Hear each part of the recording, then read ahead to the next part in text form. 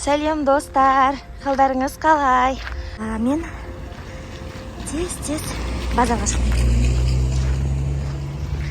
Бүгін мен кішкене витамин болатын сухофруктылар алып келсем деп отырмын. Негізі Алматыда Алтын Орда немесе Оптовка деген базарлардан алсаңыздар, өте выбор көп, мысалға. Әрі бағасына тиімді болады, бірақ маған ол базарлар алыс болғандықтан мен барахолка базарына барам. Остановкаға келдім. 33 деген автобуспен барамыз. Алматыда мынандай карточка арқылы төлейміз, оңай карточкасы арқылы. Егер карточкамыз жоқ болса, мындай сотқаға оңай. Менің билеттерім деген басақ, базарға келдім, автобустан түстім. Мінекей, Арлан деген базарға келдім. Қазір жолдың арғы бетіне өтетін боламын. Міне базарға келдім, Арлан базары. Мына жақта Қазына базар, ар жағында Кенжехан. Бұдан өте бере, барахол ұзақ, осы көшенің бойынан арғыда кете береді. Өжет бар, Низам бар, потом оның ар жағында Алатау, Байсат, Адем. Негізі бұл базарда көбінесе перде, мата, көрпеше деген заттарды оптым алуға болады. В основном сондай заттар сатылатын базар ғой. Просто маған жақын болғандықтан осы базарға келіп, ала салайын дедім. Мен сухофрукты алуға келдім. Негізі Оптовка, Алтын Ордаға барып алу керек. Кілем, мұнда неше түрлі.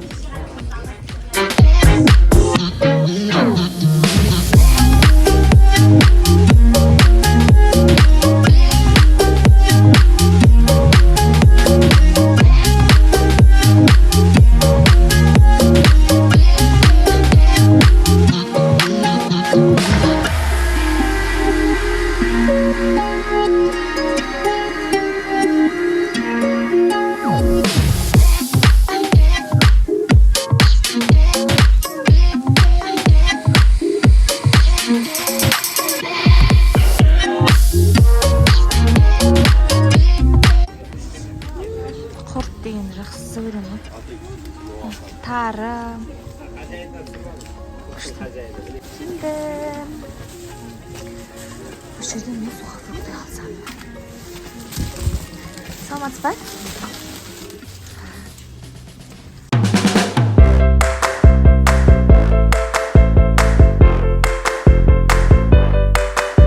Хорошо. Осындай жаңғақ, 3,5, 4,5 бағалар. Кешью.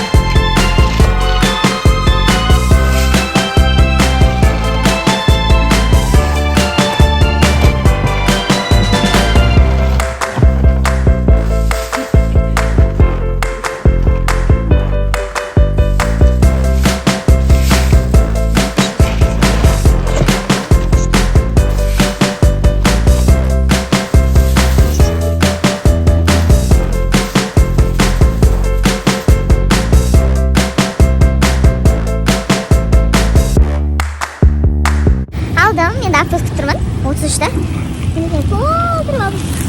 Ауыр болады екен ғой. Енді үйге барып, барлығын микробтарын тазалап, жуып, сосын қытырлақ болу үшін духовкаға салып, кептіріп алуымыз керек.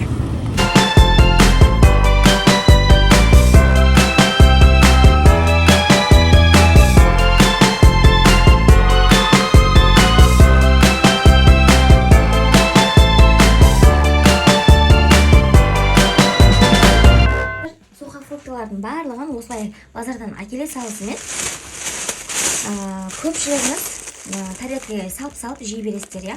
Ол дұрыс емес. Кейбір сухофруктыларды мүлде олай жеуге болмайды. Міндетті түрде жақсылап суға жуып, тазалап жеу керек.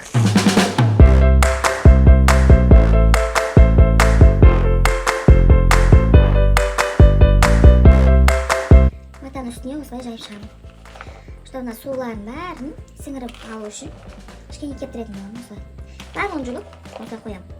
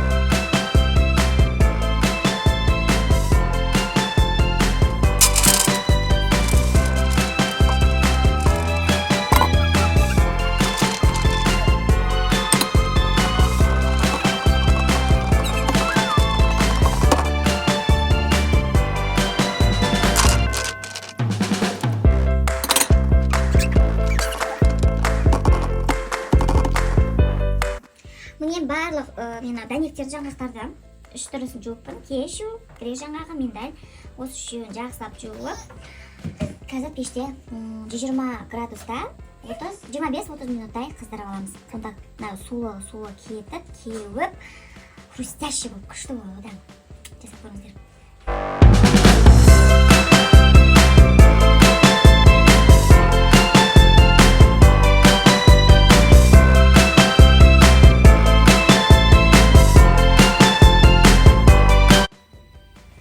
Мінекей достар, духовкадан алдым қазір ғана, міне қараңыздаршы, тығылып тұр.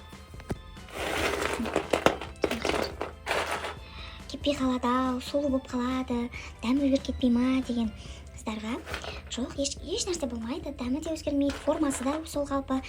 Тек духовкада кептіріп аласыз жаңағы жуған солы жерін. Кепкен іші де бәрі қатты, мұны хрустящий болып тұр. Сізге көрініп тұр ма? Бірақ мен 120 градустан жоғары қоймаңыздар. Одан кейін мен 25-30 минут деп айттым ғой. Бірақ мен 40 минутқа алдым. 40 минуттан кейін алдым. Енді әркім пеші әртүрлі, сондықтан көріңіздер өздеріңіз. 30 минуттан кейін қарап көресіздер ғой. Қытырлап тұр ма, сәл де әлі жұмсақтау болып тұрса, тағы да 15 минутқа қоя тұрасыздар. Күшті болып тұр. Мінекей достар, барлық сухофруктыларды жуып, тазалап кептіріп қойдым. Өрік мейіз құрмаларды осындай сүлгінің үстіне кептірдім. Ал жаңғақ, кешу, миндальдарды бұл духовкада 120 градуста 40 минуттай ұстадым. Өте әдемі болып тұр. Мұны қытырлақ, бұл ешқандай суы емес. Бастысы тап-таза. Осы сухофруктыларда біздің ағзамызға керек керемет витаминдер бар. Сондықтан күнделікті тұтынып, иммунитеттеріңізді көтеріп жүріңіздер. Менің бейне жазбамды соңына дейін көргеніңізге көп рахмет.